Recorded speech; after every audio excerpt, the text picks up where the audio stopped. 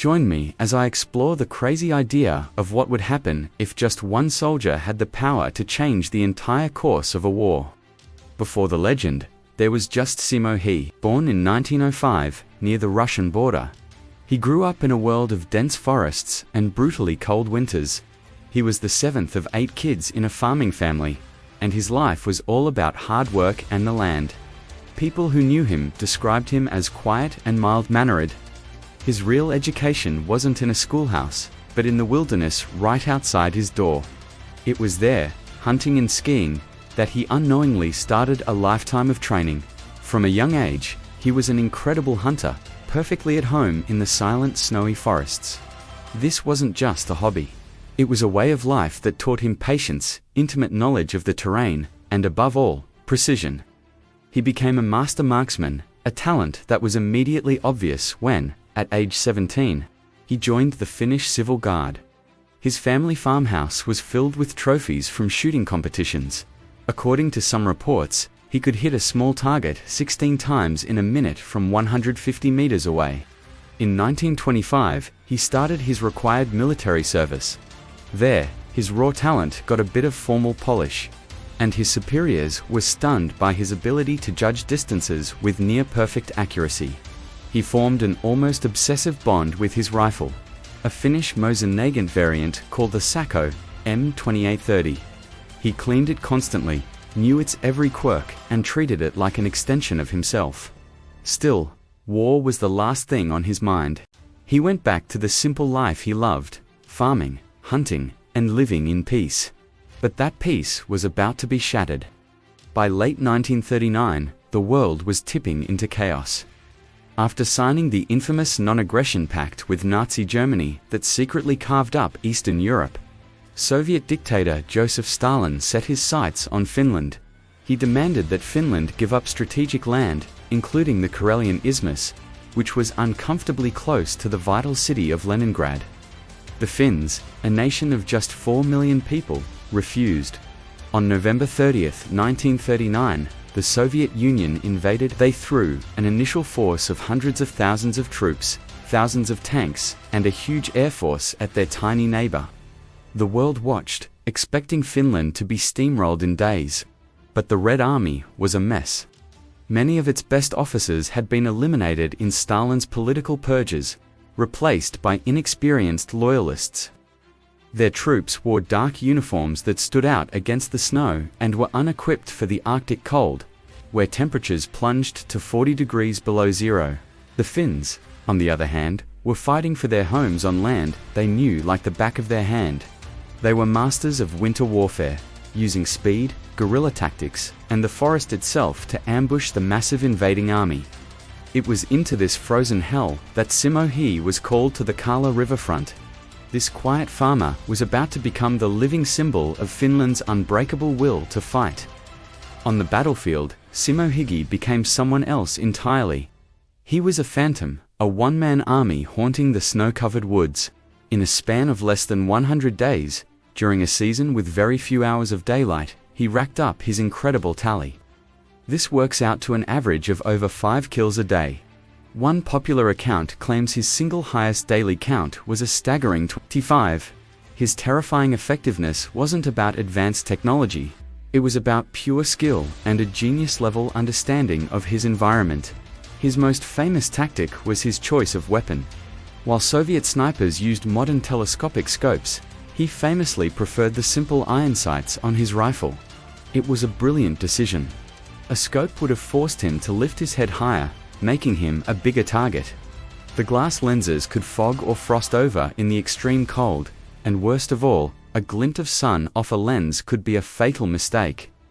Using iron sights, Simo presented the smallest possible target, practically vanishing into the landscape. Dressed all in white, his camouflage was perfect. He'd lie motionless for hours, disappearing into the snow. He even developed clever tricks to stay hidden. It's said he would pack down the snow in front of his rifle, so the muzzle blast would kick up a suspicious puff of powder. One of the most common stories about his methods is that he kept snow in his mouth to cool his breath and prevent it from creating a visible vapor trail in the freezing air. At only 5'3", His small stature was another advantage, allowing him to use smaller, better hiding spots. The Soviet forces grew to dread this unseen menace. They sent their own sniper teams to hunt him. They ended up as his victims. They tried blasting his suspected positions with artillery. Once, a shell landed so close it ripped the back of his coat, but he walked away with just a scratch. He later said he never felt scared, treating his duty like the hunts of his youth. To the invaders, he wasn't a man. He was a supernatural force, an avenging spirit of the Finnish winter. They called him the White Death. For nearly 100 days, Simo He seemed untouchable. His legend grew, becoming a beacon of hope for Finland and a nightmare for the Red Army. But on March 6, 1940, just a week before the war ended, his luck seemed to run out. During a chaotic counterattack, he was spotted. A Soviet soldier fired an explosive bullet that hit him in the lower left jaw. The impact was catastrophic, shattering his jaw and tearing through his cheek. When his comrades found him, they thought he was dead, describing him as having half his head missing. He was placed on a pile of the fallen, just another casualty. But Simo He wasn't dead. A fellow soldier clearing the bodies saw a leg twitch in the pile and pulled him from the corpses, unconscious but alive. He was evacuated, his face permanently disfigured, his war over. He slipped into a coma for days, in a twist that sounds like something out of a movie. He reportedly woke up on March 13th, the very day the Moscow Peace Treaty was signed, ending the Winter War. While in the hospital, he even read newspaper articles announcing his own death. Though it lost territory, Finland had saved its independence, defying the Soviet behemoth in a way no one thought possible. And Simo He was a national hero. His recovery was brutal, taking 14 months and 26 surgeries. Doctors rebuilt his jaw using bone from his hip. He would carry the scars for the rest of his life, but he made a full recovery. He wanted to serve again in the next war, but his injuries were too severe. Finland's leader, Field Marshal Mannerheim, promoted him from corporal directly to second lieutenant, an extraordinary and highly unusual leap in rank. After the war, he didn't chase fame. His family farm was now in Soviet territory, so the government gave him a new one.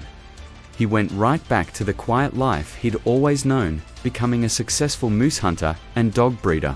He even went on hunting trips on occasion with the President of Finland, Urho Kekkonen, yet he rarely spoke about the war. He was a humble man who avoided publicity. Some later accounts even mention that he faced death threats from those who could unsquare his quiet nature with his wartime record. Simo He lived a long and peaceful life, passing away in 2002 at the age of 96. He remained modest to the very end. In an interview late in his life, when asked if he felt remorse for what he'd done, he had a simple reply: "I did what I was told, as well as I could. There would be no Finland unless everyone else had done the same." When asked for the secret to his incredible aim, his answer was even simpler. He just said, "Practice." In the end, the story of the White Death is more than just a scoreboard. It's the story of a quiet man whose homeland was threatened, who took the skills the wilderness taught him and became a legend. He was a farmer, a hunter, and a soldier, a man who became a myth in the snow, a powerful reminder of how fierce the fight for home can be. If you found this story of incredible bravery and skill as fascinating as we did, be sure to hit that like button and subscribe for more stories of the most remarkable figures in history.